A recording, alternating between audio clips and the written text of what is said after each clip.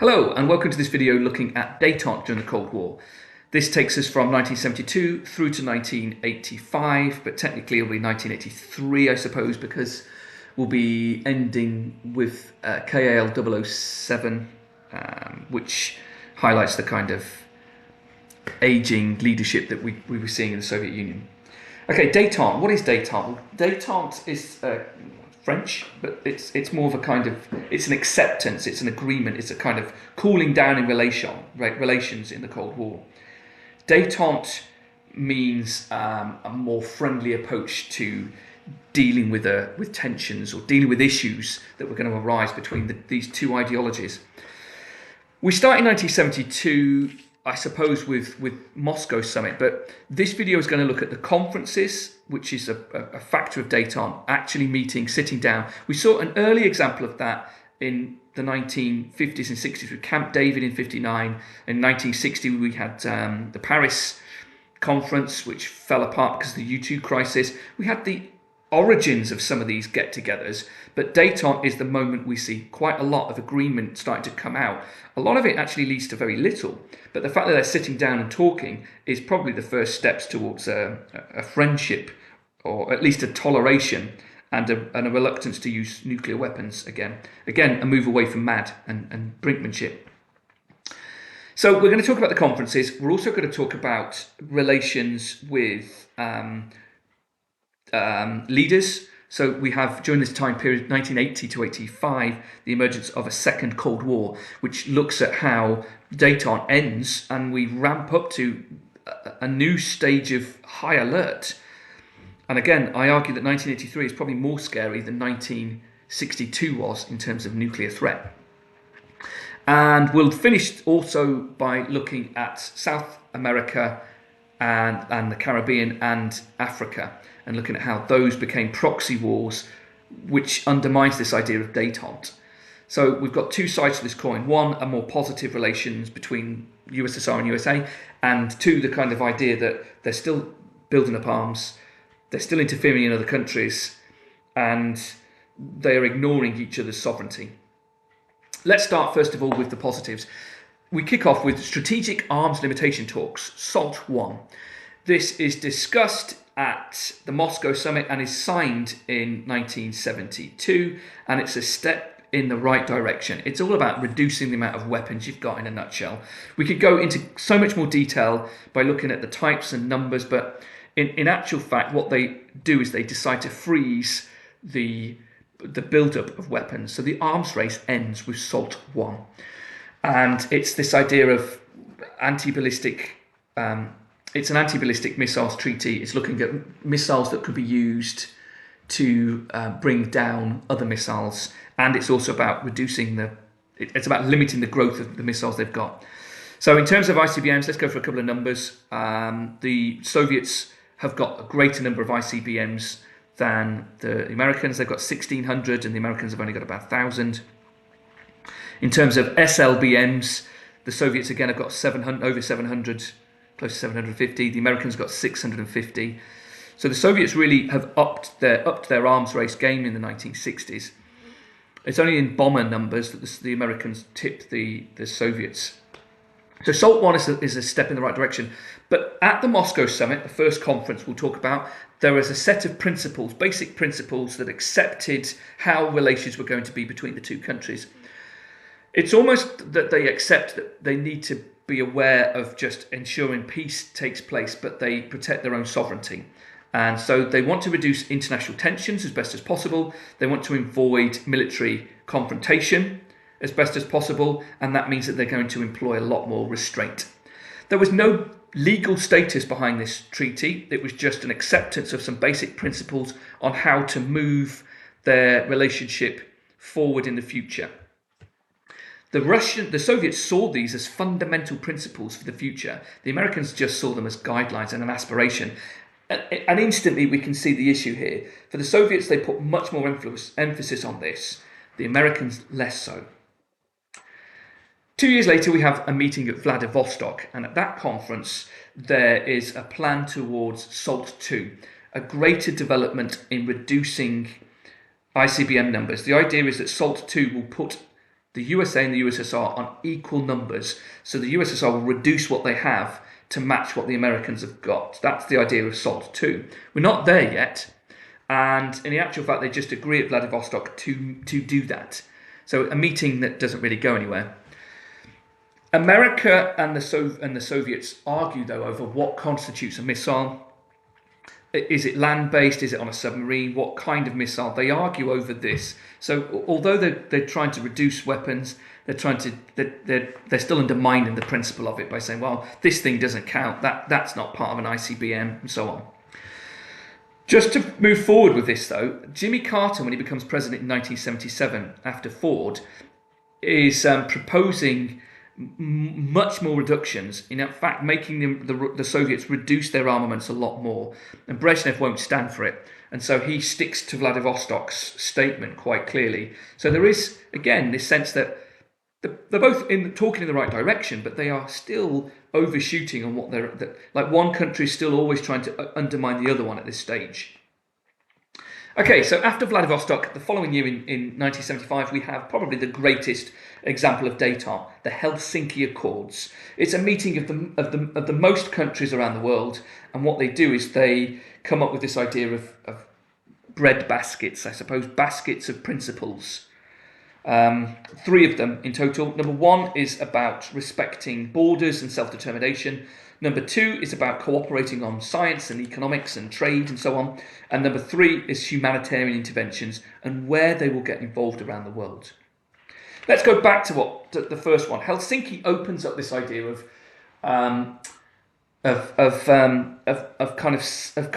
cooperation between states, recognizing frontiers. That in particular is going to be about Germany. As part of Ostpolitik, I'll talk about that in a minute, there was a friendship, a relationship, a cooling of relations between East and West Germany, where they actually recognised each other's borders. Helsinki locks those borders in. It basically says, where we currently sit now in the world, that's it. Helsinki ends World War II. That's how important Helsinki is. In 1945, nobody had actually recognised the borders that were drawn up. That border between East Germany and Poland in particular had been left open. And so Helsinki accepts what was known as the Oder-Neisse line, the 2 rivers that create that German-Polish border that kind of still exists today. It means that East Germany was going to no longer expand. That border was what it was going to be, and West Germany was going to accept that that was where East Germany ended. In terms of the second basket, that cooperation, it meant that the Soviets could start buying American goods, importantly. Computers could start to arrive in the Soviet Union, and the Soviets could start fishing off the Bering Straits, off the gap near Alaska. They could fish in American waters. There is a cooperation between ideas. It's brilliant. In 1977, we have the first handshake in space. The Soyuz and the shuttles meet up in orbit, and there is a handshake between the Soviets and the Americans, almost signifying the end of the space race. So that is part and parcel of what Helsinki is. For the Americans, they don't want to accept Eastern Europe, and they're really worried that if Western Europe accepts that Eastern European border, NATO is going to decline and open up Western Europe to attack. But they do welcome the fact that relations have warmed and that there is a relaxation around the world. People are still starting to breathe a sigh of relief. For the Soviets, they obviously don't appreciate the human rights element of it. They see it as a Western imposed human rights doctrine, so they ignore it completely. And what they do appreciate is the decrease in barriers for trade and economics, and it should help the recovery of Eastern Europe. They also like the idea of the fact that finally East Germany is being accepted, and that means that people will start to work with the GDR. That's all really, really positive, and it's, like I said, the high point of détente. We then get to June 1979 and the Vienna Summit. The Vienna Summit, nothing really is really pursued other than SALT II.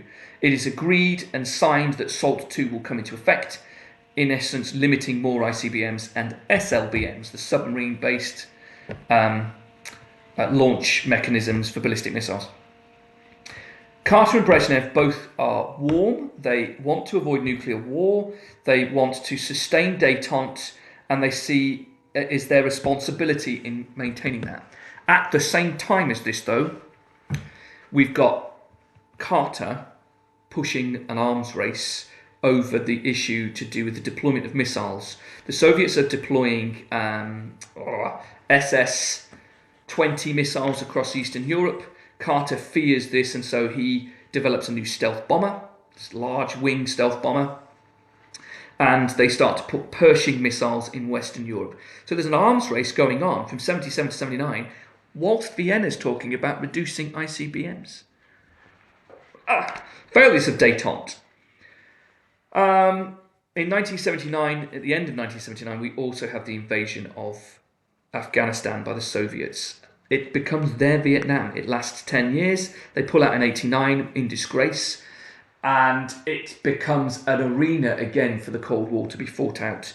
The Americans will supply the Mujahideen, the terrorist organization that Osama bin Laden will be a part of, and they will arm them, they will train them, and they will attempt to undermine the Soviets trying to take control of Afghanistan.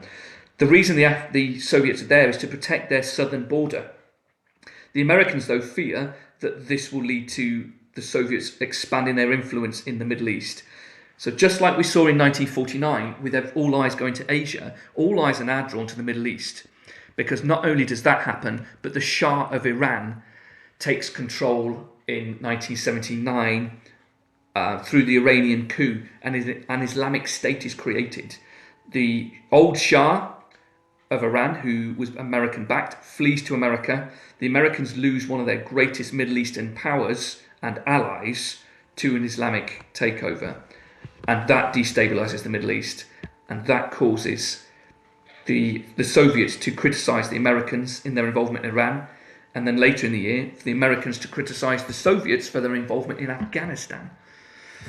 This will lead to another new doctrine. So these doctrines are flying off the shelf. The Carter Doctrine is published in 1980, and it's a statement of intent that the Americans will support anyone who fears invasions going on. It's to protect oil in the Persian Gulf, ultimately. And so the Carter Doctrine is designed to be a call to arms for other countries to not support the Soviet Union. And here is where we see the failure of détente. Let's go back to Ostpolitik, though, and look at what was going on in Europe. So Ostpolitik is this idea of European East-West relations. It's a kind of a political movement of peace within Europe. It starts with Willy Brandt, the West German Chancellor, who famously wants to make overtures towards Eastern Germany, to recognise Eastern Germany. He abandons the Holstein Doctrine from the 50s, from 55, which basically said West Germany would say no to any country supporting East Germany. Willy Brandt abandons that, and in 1970 opens up this idea of recognising East Germany, recognising the borders from the Second World War. A non-aggression pact is signed in 1970 between West and East Germany. West Germany signs an agreement with Poland saying that's now your border, that's it, we recognise that.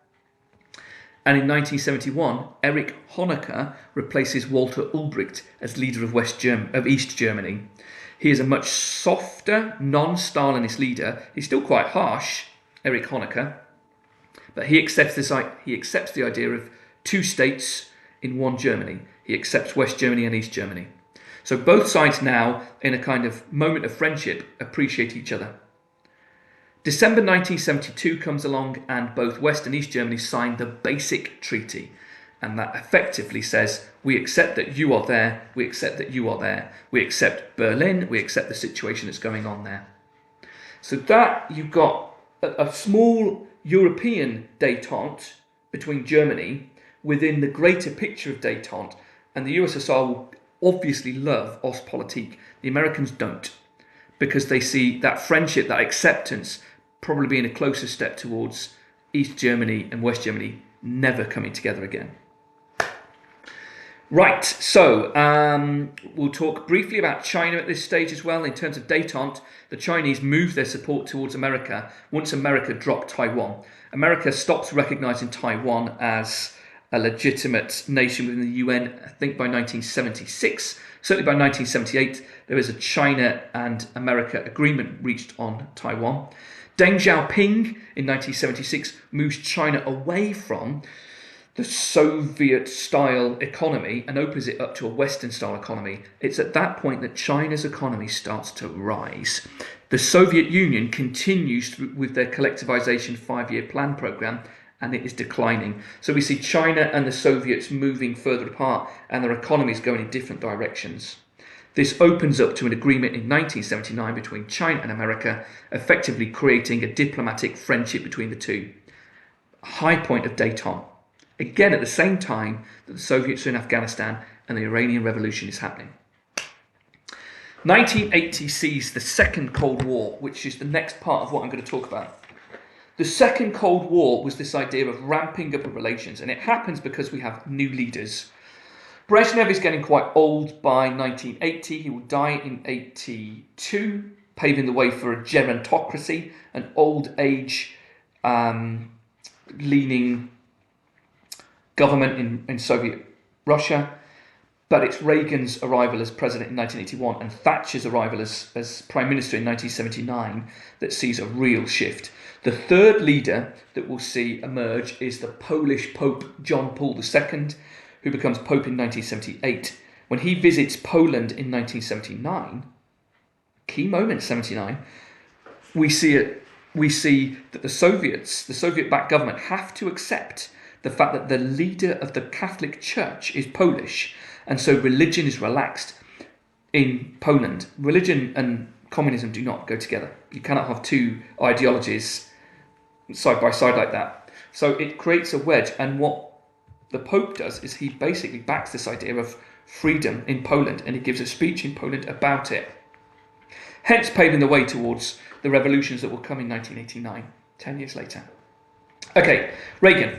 Reagan pushes the arms race, military spending. He's much more aggressive towards the Soviet Union. This knocks the Soviet Union back. Afghanistan is bleeding them dry. To start funding an arms race will break the Soviet Union, and it's the first start of the end of the Cold War there. He criticises the previous regime of Carter and Ford and says that America was taken advantage of, and he leans towards unilateralism, meaning that you alone should rely on yourself alone. So your own resources, your own policies, don't rely on the cooperating with anybody else. This alienates and breaks Detente. Thatcher sides with the Americans. She wants to be also a crusader in destroying communism. She allows American bombers to station themselves in Britain as they bomb Libya, and that will lead to terrorist incidents attacking Britain. It leads to a greater, closer relationship between America and Britain as well. The special relationship is very high between Reagan and Thatcher. They disagree, and she quite openly disagrees over Grenada, which we'll talk about in a moment. But those new leaders prove the undoing, really, of the Soviet Union. Okay, so let's talk a tiny bit then about that relaxation that's going on in Poland. In 1980, as a consequence, I suppose, of the Pope's visit, Solidarity, a trade union movement, is allowed to form and is backed by the government because 300,000 workers in Gdansk go on strike due to the rise in prices. The cost of living has risen again. So the workers go on strike. To ease the unrest that's growing, they allow a trade union to form, but its members become astronomical. 10 million people join this movement. Lech Walesa will be the leader of it. He claims he's not a political agitator, but in actual fact, they create a great deal of strikes, and the government, the communist-backed government, fear it. So they shut the movement down.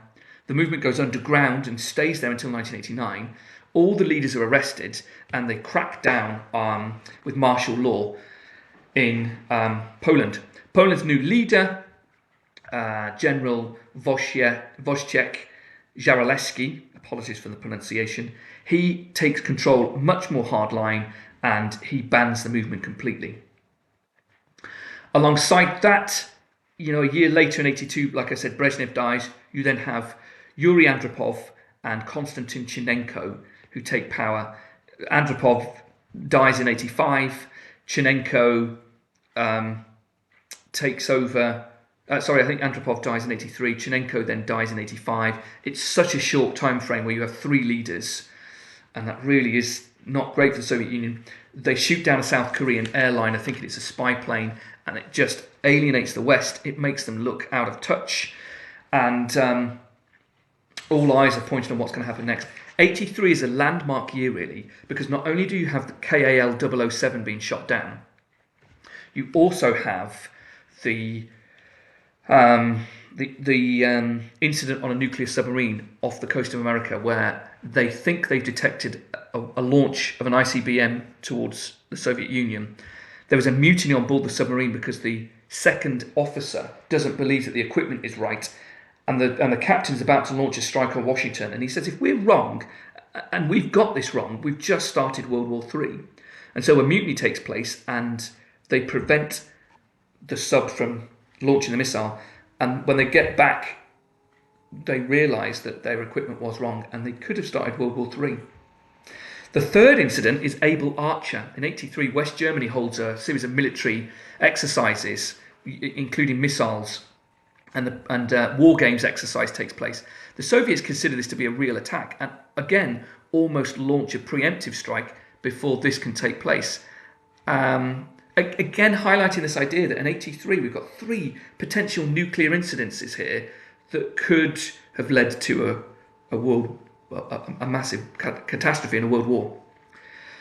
Okay, the final part of this video is going to talk about Latin America, the Caribbean, and South Africa. I'm going to try to do this as neatly as possible. It's a big chunk, but let's talk about Africa first. Africa basically is the story of Cuba. Angola was a Portuguese colony, and in 1975, the Portuguese give it back.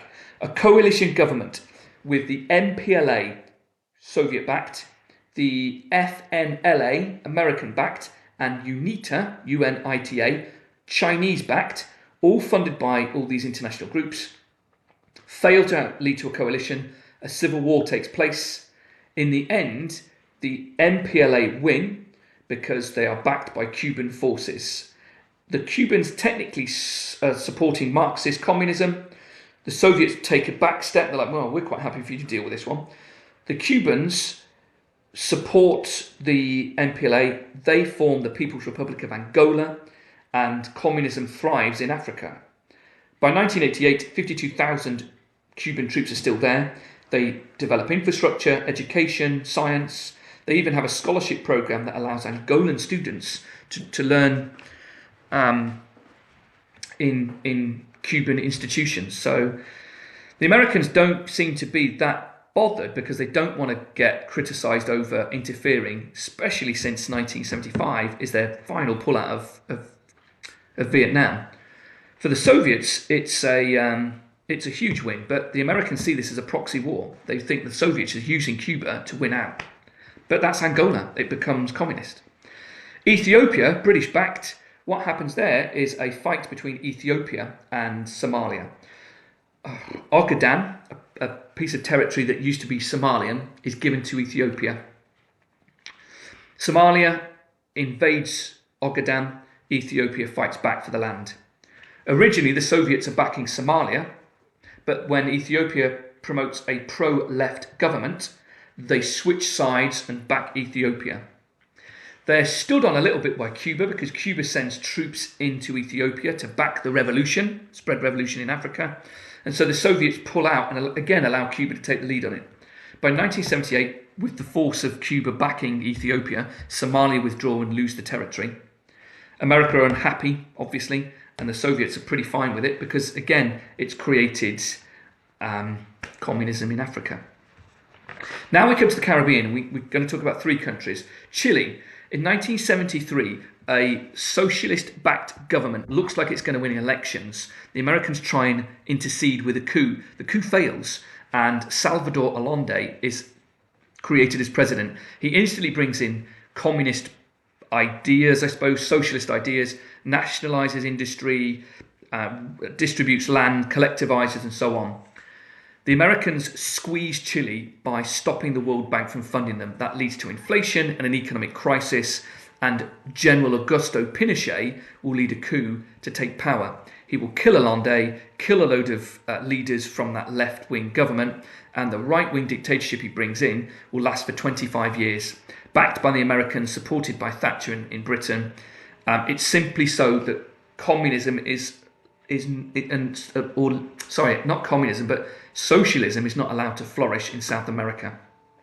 The Americans see it as their doorstep and they don't want them there. Let's look at Nicaragua. That's in Central America. Nicaragua is the same. The Sandinistas seize power. They're a left-wing government. Carter recognises them and is quite okay with them. Reagan doesn't. Reagan creates an organisation called the Contras, funds them, gives them military equipment, and they create a civil war which destabilises Nicaragua completely. Again, they stop international funds from supporting Nicaragua. Eventually, a coalition is formed. When communism falls in 89-90, Nicaragua is the Americans look at Nicaragua and like, yeah, we don't care anymore. Again, highlighting the idea that so long as communism's not involved, they don't care. But Nicaragua is destabilised because of that. And insane happens with the ex-British colony of Grenada in 83. The Americans send in 7,000 troops because of a pro-left government faction. Looks like they're going to take power. They eventually don't, because the Americans use the pretext of supporting US medical students. Thatcher is very annoyed and phones Reagan to exert her disgust over the issue. The USSR sees it as imperialism, but here we could see the Cold War again at its prime, doing exactly what was happening in the 1940s and 50s, little proxy wars where capitalism versus communism was taking place. And that really then leads to 1985, which is the final video, which will be after this, looking at the arrival of Gorbachev, the reforms of Gorbachev, and Gorbachev's relationship with Reagan and Thatcher. Thank you very much for listening, and I hope this was useful in looking at the failure of Detente and the emergence of the Second Cold War.